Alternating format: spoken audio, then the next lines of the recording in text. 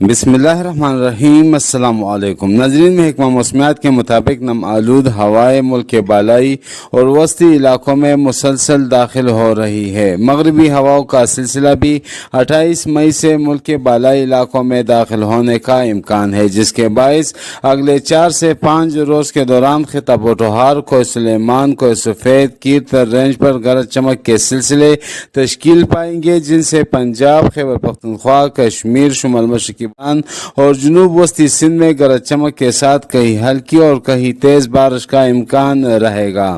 تفصیلات کے مطابق 27 شام سے لے کر 31 مئی کے دوران کشمیر، گلبلتستان، اسلام آباد، راولپنڈی، مری، گلیات، اٹک، چکوال، جہلم، میاوالی، سرگودا، حافظ آباد، منڈی بہاؤالدین، سیالکوٹ، نارووال، اوکاڑا، لاہور، فیصل آباد، جنگ، ٹوبٹیک سنگھ، گوجرانوالہ، گجرات، شیخوپورہ، چترال، دیر سوات، مالاکنڈ، ماسیرا، بٹاگرام، شانگلہ، کوہستان، بٹھ آباد، ہری پور، پشاور، مردان، سوابی، نوشہرہ،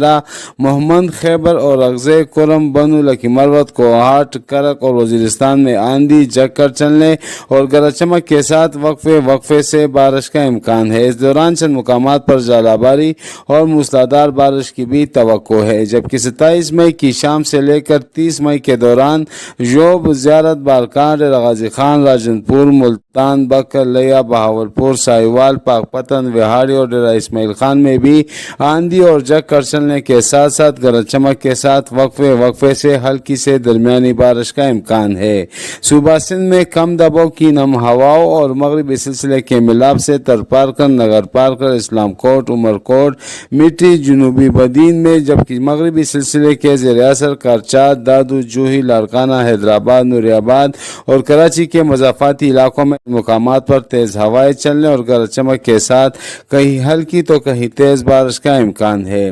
ناظرین، بے شک اللہ تعالیٰ ہی خوب جانتا ہے اور وہی ہوگا جو اللہ تعالیٰ چاہے گا۔ آندھی، جھکڑ، ژالہ باری اور بارشوں کے دوران کمزور انفراسٹرکچر جیسے بجلی کے کھمبے، درخت، گاڑیوں، سولر پینل وغیرہ کو نقصان کا اندیشہ ہے۔ خراب موسم کے دوران احتیاطی تدابیر اختیار کی جائے۔